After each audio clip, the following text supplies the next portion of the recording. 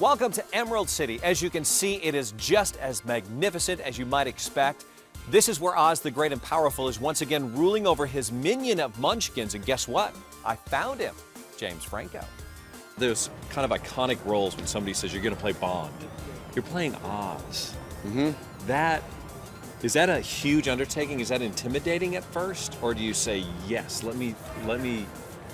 Well, Oz is a little different than James Bond because the original, 1939 Wizard of Oz is called The Wizard of Oz, but the wizard actually is, not the lead. It's, Dorothy's the lead. And the wizard in that film is an older gentleman. So, in a way, it's like I've taken on an iconic role, but there hasn't really been any precedent of a younger Oz. So, yes, it's a lot of responsibility, but yeah, in another way, I get to kind of invent who the younger Oz is. I guess they really built on the character that was a traveling magician, but they've kind of written in that he's also a bit of a con man and I guess a little bit of a ladies' man. So when you say, does he have a heart, I guess the search for that heart is one of the main themes of this movie. So there are actually 3 witches in our film, and in the original L. Frank Baum books, there are many witches and creatures, many more than were in the original film.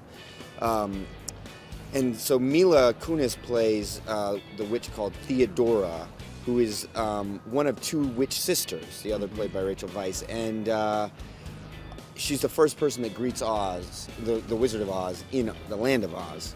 And to young people, she's very attractive. Oz is attracted to her, and things start off in a very bright and But is he romantic playing her? way. Is he playing her? Well, I don't think he. No, I mean, the character that we've set up is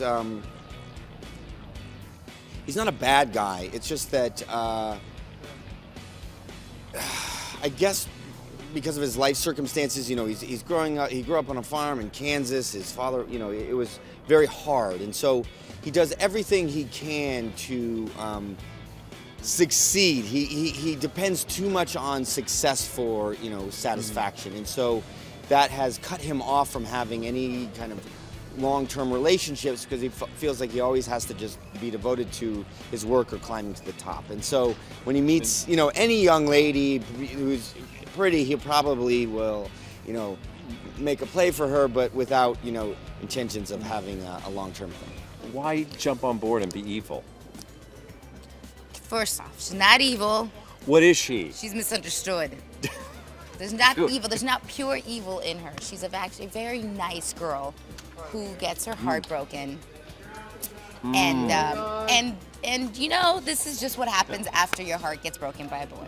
Is that right? Yeah. Oh, okay. Yeah. So this is really a cautionary tale. It is. Is that right? Is that it? Were you a big fan of the original? Did you watch it as a kid growing up, like many of us did? The Wizard I did, yeah.